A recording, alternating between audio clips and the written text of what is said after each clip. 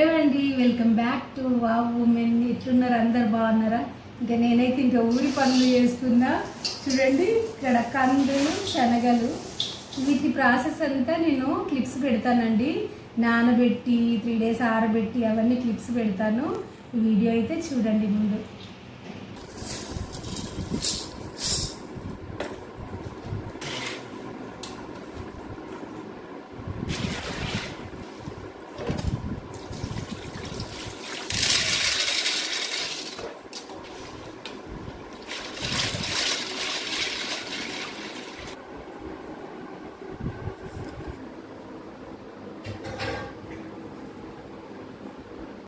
రాత్రంతా నానబెట్టిన తర్వాత చూడండి డబ్బులు అయిపోయినాయి.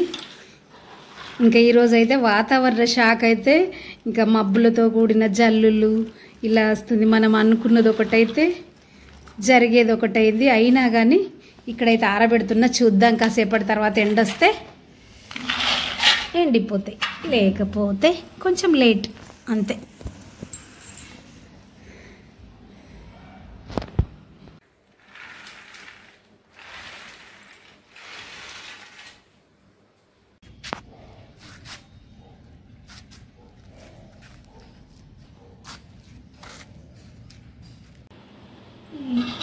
ఊరు నుండి తెచ్చిన శనగలండి, మా చేనులో పండినాయి ఈ శనగలు. ఒకసారి మీకు షూట్ కూడా చేశాను కదా, ఊర్లో శనగలు వేసామని.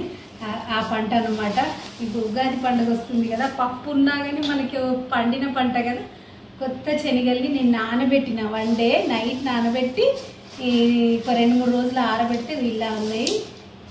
అంత అవసరం లేదు నానబెట్టడం, కానీ ఎందుకంటే కొత్తవి కాబట్టి అట్లా నైట్ పోసాను. లేకపోతే 3 hours నానబెట్టినా కానీ ఒక 3-4 days ఎండలో ఎండబెడితే మంచిగా పప్పు నీట్గా వస్తుందండి. ఇంకా దీంతోపాటు ఈ కందులు కూడా ఊరికే తెచ్చారు వీరు, గుడాలు వేసుకుందామని తెచ్చారు, కానీ దీన్ని కూడా పప్పు చేద్దామనేసి ఈ రెండింటిని నానబెట్టి 3 రోజులు ఎండకు పెట్టిన. ఇంకో విషయం తెలుసా ఏమైందంటే, అసలు నేను ఒకటి అనుకుంటే అయ్యింది ఒకటి. ఈ నానబెట్టాను, తెల్లారే వర్షం కురిసింది. ఒక రోజంతా ఫ్యాన్ కింద ఆరబెట్టి మళ్ళీ తెల్లవారి ఎండకు ఆరబెట్టిన. ఈ విధంగా అయింది నా పప్పు కథ. ఇప్పుడైతే మంచి ఇసురుకుందాము. నాకు ఇసురడం అంటే చాలా ఇష్టం అండి. నేను దాదాపు పెళ్ళైన నుండి పప్పులు నేనే ఇసురుకుంటా ప్రతిసారి. కాకపోతే కొంచెం చెరగడం మాత్రం నాకు ఇబ్బందిగా ఉంటుంది. ఇంకా ఇన్నేళ్ళు అయితే, నేను మ్యారేజ్ అయిన నుండి ఇన్నేళ్ళు నా సొంతగానే పప్పులు చేసుకున్నాను. నాకు ఇంట్రెస్ట్ అనమాట. వేరే హెల్ప్ తీసుకొని కూడా చేయొచ్చు, కానీ ఇసురడం అంటే నాకు బాగా ఇష్టం కాబట్టి ఇంకా రానైతే నా వల్ల అవుతుందో కదా ఇప్పటికైతే నేనే ఇసురుకుంటున్నా. ఇప్పుడైతే కొన్నే ఇసిరినా. ఈసారి అమ్మ వాళ్ళ ఇంటికి వెళ్తే అక్కడ హెల్ప్ కూడా దొరుకుతారు చెరగడానికి. అక్కడ ఇంకా నాకు 1 year కావాల్సిన పప్పులు అయితే చేసుకుంటా.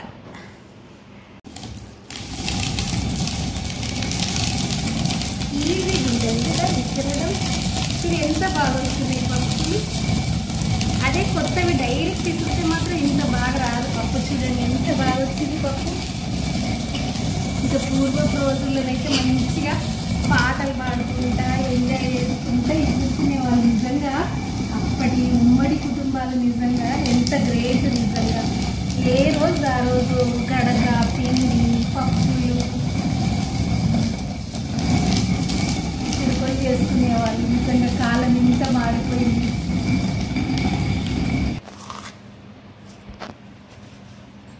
ఎట్లా వచ్చిందో చూద్దాం పప్పు.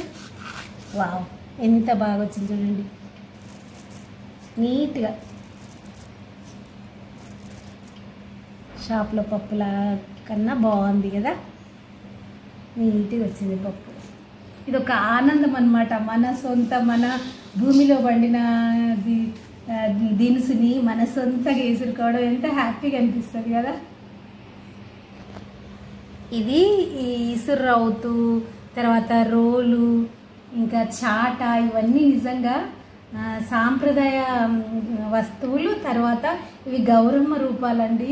ఇంకా పెళ్ళిలో కానీ కొన్ని సాంప్రదాయ పండగలలో తప్పకుండా వీటిని పూజిస్తారు. పెళ్ళిలో అయితే ఇంకా మెయిన్ కొట్టడము, పసుపు దంచడం, ఇవి నిజంగా అమ్మవారి స్వరూపాలు అన్నమాట.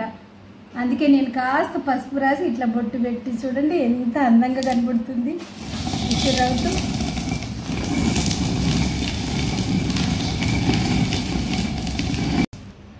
ఇంకా ఈ పప్పు విసరడం అయితే టైం పడుతుందండి. నేను మొత్తం కంప్లీట్ అయిన తర్వాత మీకు పప్పు చూపెడతాను, ఈ పప్పు కందిపప్పు ఎలా అయిందో.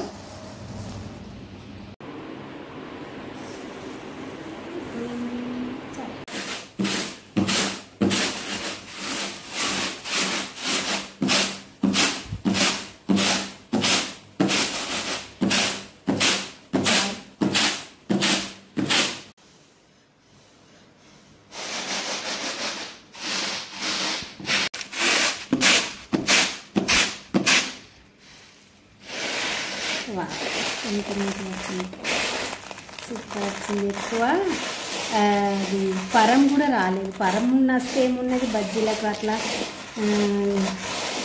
చేసుకోవచ్చు, పిండి చేసుకోవచ్చు. కానీ ఎంత బాగా వచ్చింది, నీట్గా, చాలా నీట్గా వచ్చింది. హ్యాపీ అనిపిస్తుంది కదా మనం ఒక పని చేసినప్పుడు సక్సెస్ అయితే. వావ్, ఫ్రెష్గా ఎంత బాగా వచ్చిందో, నీట్గా.